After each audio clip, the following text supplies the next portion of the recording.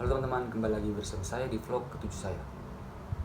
Di vlog ke-7 saya akan membawakan materi tentang mahasiswa memahami kekerasan berbasis gender online. Baik, sebelumnya saya izin memperkenalkan nama saya Syafrino Valentino Udiradia. Saya diminta dosen saya untuk membuat sebuah vlog, tapi sebelumnya saya sudah membuat sebuah blog. Kita langsung menuju ke materinya, yaitu memahami kekerasan berbasis gender online. Sebelum saya masuk di dalam materi, saya akan menjelaskan terlebih dahulu apa itu kekerasan dan apa itu gender. Yang pertama, saya akan memulai dari kekerasan. Kekerasan adalah sesuatu yang merujuk pada tingkah laku yang bertentangan dengan undang-undang, baik berupa ancaman saja maupun sudah merupakan suatu tindakan nyata dan memiliki akibat-akibat kerusakan terhadap harta, benda, atau fisik mengakibatkan kematian pada seorang. Kekerasan dapat didasarkan atas identitas sosial yang melekat pada diri seorang. Hal ini dikarenakan adanya perasaan unggul dibandingkan dengan korban yang dianggap lebih lemah. Di tengah budaya patriarki, gender ini menjadi identitas sosial yang membuat seseorang mengalami kekerasan. Gender berbeda dengan jenis kelamin. Gender kelamin merujuk pada perbedaan biologis laki-laki dan perempuan yang berkaitan dengan alat dan fungsi reproduksinya. Sedangkan gender merupakan pada atribusi peran yang dikonstruksikan secara sosial dan kultural. Budaya patriarki ini memunculkan adanya konsep di mana dominasi laki-laki terhadap perempuan adalah hal yang wajar. Menimbulkan narasi bahwa perempuan sebagai makhluk sosial yang lebih lemah dan harus mematuhi perintah laki-laki.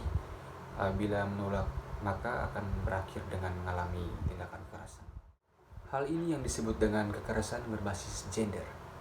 Kekerasan berbasis gender merupakan kekerasan yang mencerminkan asimetri yang ada dalam hubungan kekerasan antara laki-laki dan perempuan dan menyelenggan subordinasi atau penilaian bahwa salah satu gender lebih rendah dari yang lain dan divaluasi perempuan sebagai lawan laki-laki. Kekerasan ini ada dalam kerangka patriarki sebagai sistem simbolik yang melahirkan serangkaian praktik sehari-hari yang menyangkal hak-hak perempuan dan memproduksi ketidakseimbangan dan ketidaksetaraan yang ada di antara kedua jenis kelamin. Berkembangnya penggunaan internet dan media sosial membuka peluang baru munculnya kekerasan berbasis gender media sosial. Kekerasan berbasis gender merupakan salah satu dari sekian banyak kejahatan yang terjadi karena adanya media baru terjadinya kejahatan. Media baru sebagai platform terjadinya kejahatan ini membuat adanya interaksi sosial. Hubungan ini disebut cyber community. Hubungan ini membuka peluang pelaku bertindak dengan modus operandi dan karakteristik tindak yang beragam. Berikut saya jelaskan jenis-jenis kekerasan berbasis gender online. Yang pertama adalah pelecehan online.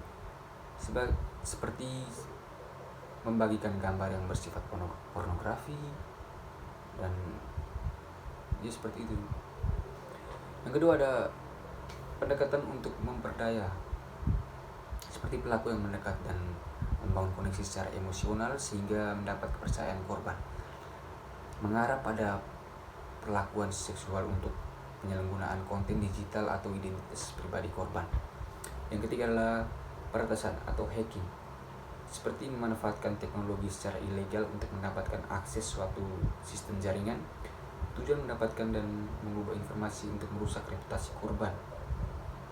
Ancaman internet, foto atau video pribadi, seperti pelaku mempublikasikan penghinaan melalui internet untuk mencemarkan reputasi korban. Yang keempat adalah revenge porn, seperti konten seksual memiliki seorang yang disebarkan tanpa persetujuan.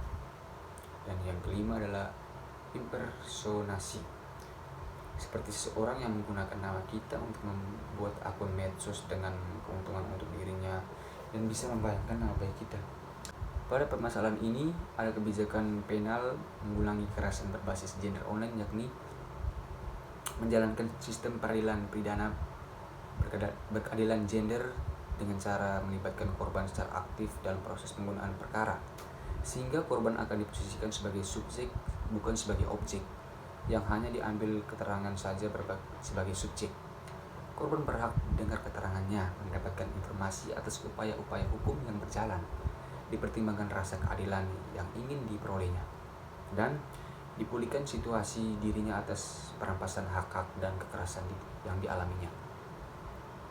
Selain upaya pencegahan yang dapat dilakukan, yaitu meningkatkan kesadaran dan pengetahuan tentang kekerasan berbasis gender di media sosial melalui gerakan kampanye anti kekerasan berbasis gender online. Sebagai pengguna media online, masing-masing individu harus lebih berhati-hati dan menjadi pengguna yang cerdas. Dan juga menyediakan akses layanan pengadu dan pelaporan yang mudah diakses dengan cara dan cepat merespon. Oke, baik, sekian dari materi saya dengan judul memahami kekerasan berbasis gender online.